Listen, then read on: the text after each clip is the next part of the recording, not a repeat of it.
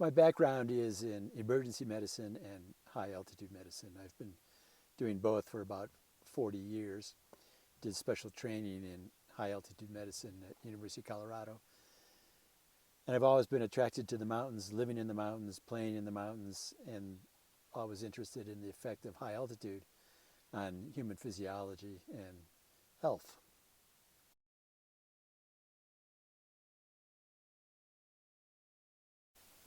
I started as a climber and as a trekker, became interested in high altitude medicine right out of training. My first job was as a helicopter rescue doctor in Yosemite. And from there I went to Nepal and helped to start the Himalayan Rescue Association, where I lived for 6 years at 14,000 feet, doing research, taking care of sick trekkers, climbers, and locals. And that took me into my own research lab on Mount McKinley or Denali in Alaska at 14,000 feet, and research projects in Tibet, South America, China, Alaska.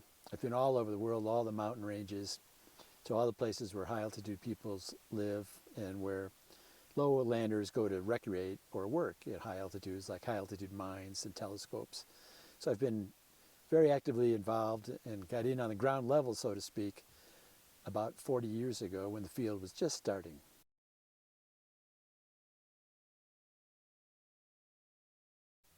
High altitude has a significant effect on both metabolic rate and appetite, which is why people who live at altitude tend to be thinner, and which is why high altitude can actually be used to lose weight. At the very high altitudes, it's a big problem in climbers who lose too much weight and too much muscle mass. So basic metabolic rate is increased because of the hypoxia or lack of oxygen. At the same time, appetite is suppressed, and there's a switch in metabolism between the fatty acid metabolism and carbohydrate metabolism. The net result is that the high altitude environment or simulated high altitude environment produces changes in body fat, muscle structure, lean muscle mass, total body weight, and total body water.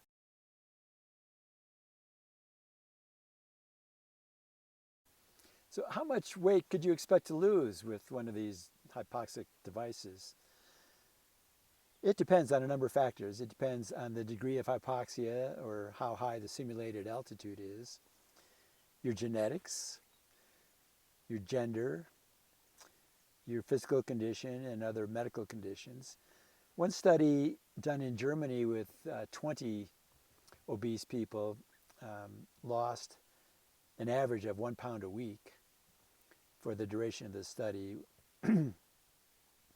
And that might be a reasonable goal to shoot for, but there has to be a fair amount of flexibility in your expectations because it really depends on a number of factors.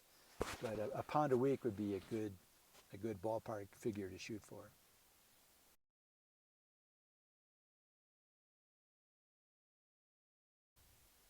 Just like real altitude, simulated altitude increases the hemoglobin mass by increasing the number of red cells in the body.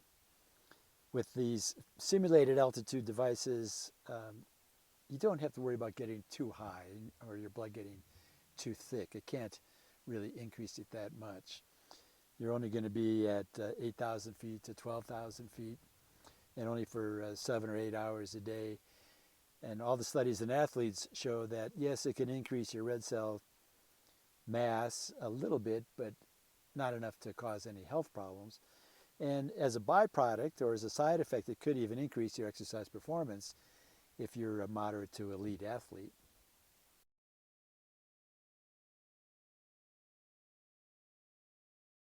Every cell in the body reacts to low oxygen levels. There's a master switch called HIF, H-I-F, which is present in all the cells in the body that senses the amount of oxygen in the cell.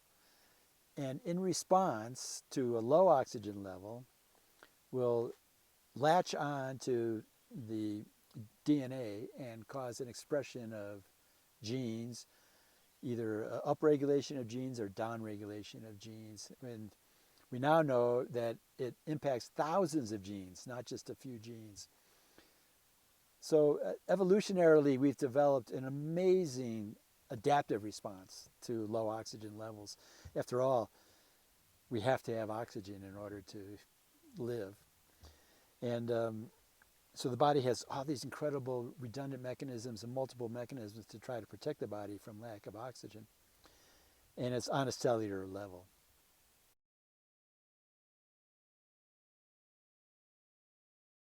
The greater the altitude stress, the higher the altitude, in other words, the more likely these changes take place.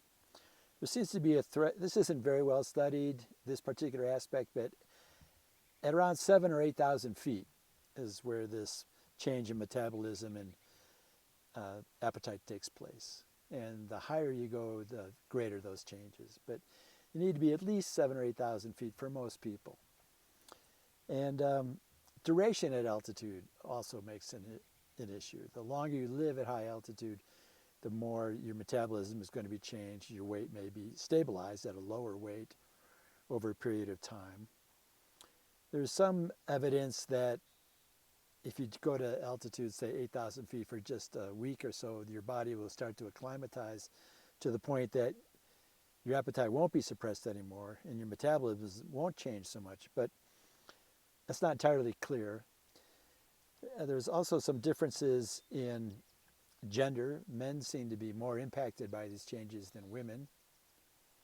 Doesn't seem to be any definite influence on age.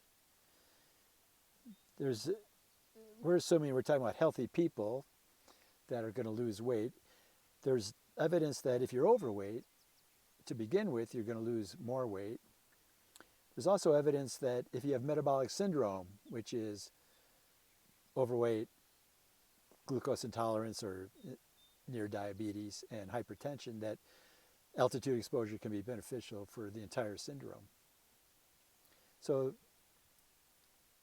the altitude is important, and the duration at altitude is important for all these changes.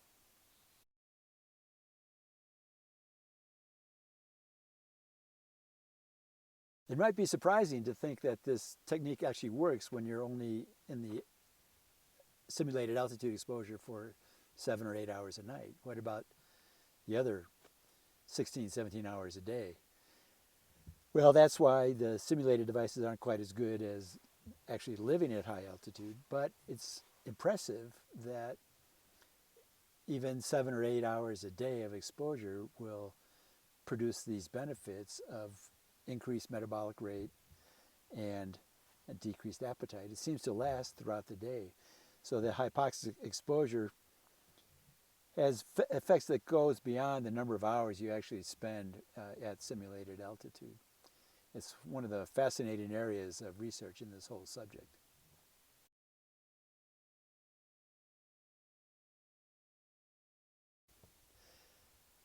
So you would think that if altitude suppresses appetite and increases metabolism, everyone in Colorado would be skinny. Well, in fact, Colorado is the leanest state in the country. The obesity rate in Colorado is growing, but it's still about 22%, whereas the national average is 42%. And it's the only state with under 25% obesity rate. Not only that, but if you stratify Colorado by altitude, the people in the very highest counties are the most slender, or I should say the least obese. And you can see that in multiple studies even around the world, that there's an altitude gradation effect. The higher the altitude, the less obesity. The reasons for it aren't entirely clear. We talked about increase in metabolism, decrease in appetite. Those are the most important. But also, people that live in these communities tend to take better care of themselves. They tend to go outdoors more. They tend to exercise more. And there's very good evidence that if you really want to try to use high altitude for losing weight, the best thing to do is to combine it with exercise as well.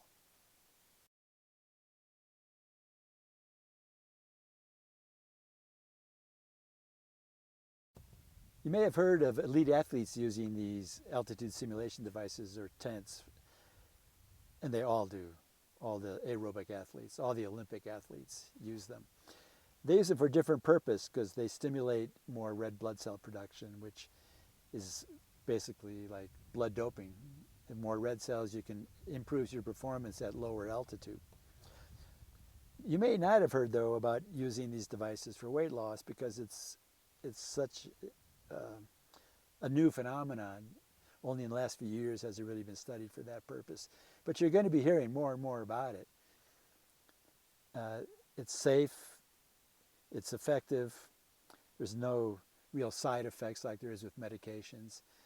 And let's face it, obesity is a huge problem in our country and around the world without much in the way of effective therapy. So there's certainly a role for hypoxic devices for simulating altitude in order to lose weight and for more research in this area.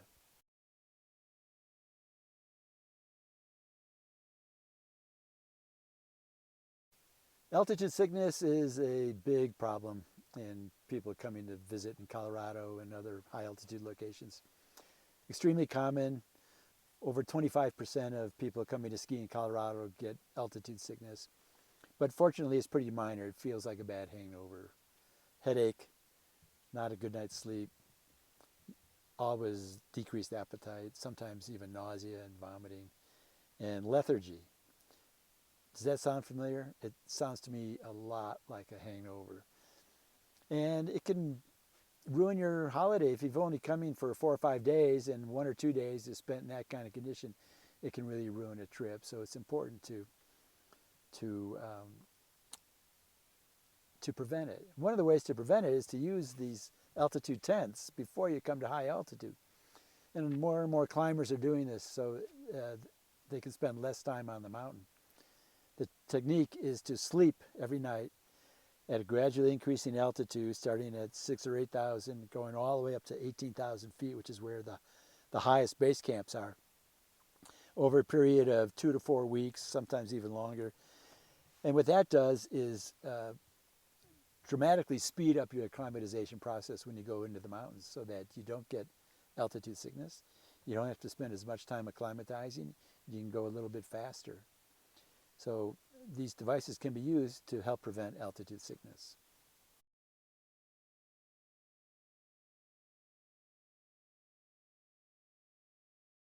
In addition to using these devices for weight control, they can also be used for improving cardiovascular fitness and even improving exercise performance. There's a couple different techniques. For athletes, live high, train low has been shown to be the most effective and is the most popular. That's where athletes live at high altitude. That is, they spend most of the day at high altitude, but then go to a lower altitude to train because they can train more intensely at a lower altitude than they can at high altitude. That's called live high, train low. Another technique is the intermittent hypoxic exposure, where inside a hypoxic tent or with a hypoxic mask, a person exercises while they're hypoxic for, say, an hour at a time or 30 minutes at a time or even up to 90 minutes at a time. That technique is not as well studied, has not been shown to be as successful as the live high, train low technique.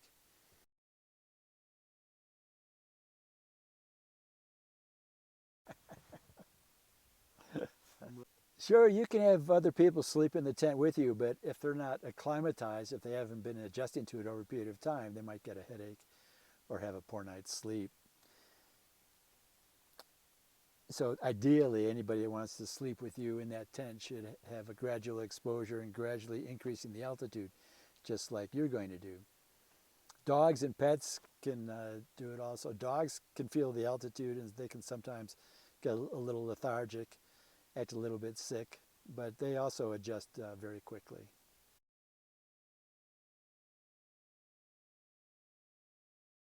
Simulated altitude and actual altitude are a little bit different. Actual altitude is a little more stressful on the body. It induces more physiologic changes than simulated altitude. So for simulated altitude, you don't change the pressure, you just change the concentration of oxygen in the air. So you add nitrogen, and that reduces the oxygen level, and that's the same as going up in altitude in terms of the amount of oxygen available to the body. Obviously, simulated altitude has a lot of advantages. You don't have to travel. You can do it at home if you have a small tent device or deoxygenated room, for example. And you can go in and out. There's no chamber locks, so there's no change in pressure. It's much simpler than having an actual altitude chamber.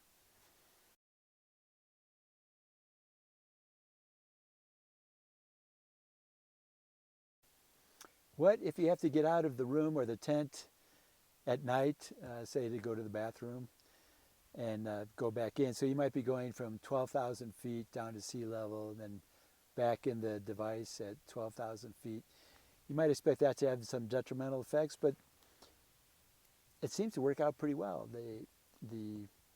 Again, there's no change in pressure, there's only the change in the oxygen concentration, but the body tolerates that very well since you've been sleeping at 10 or 12,000 feet simulated altitude for a number of days. So going out for a brief period of time and coming back in is not going to make much difference. It'd be the same as putting on an oxygen mask for a few minutes and then taking it off again.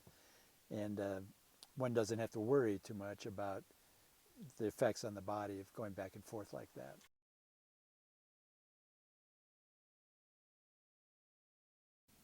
So like any therapeutic advance in medicine, there's indications and contraindications, or what we call relative contraindications. So before someone is going to use a hypoxic device to simulate altitude in order to lose weight or improve physical performance, they really ought to be cleared by their physician to make sure they don't have any issues that could come up or could be aggravated because of the low oxygen exposure. For example, blood pressure that's under poor control, it would be a relative contraindication. People who have sleep apnea and have to use a CPAP device or oxygen during sleep obviously are not candidates for this kind of treatment. But most people who are healthy but otherwise, who are overweight but otherwise healthy can do okay. Diabetes is not an issue. Lung disease could be an issue. And so you want to check with your doctor if you have lung disease before going to a simulated altitude. There aren't many contraindications to the use of these kind of devices, but lung disease, heart disease, poorly controlled blood pressure, maybe seizure disorder, a few neurologic conditions. Overall, it's a good idea to check with your doctor before using these kind of devices or contacting a high altitude medicine specialist.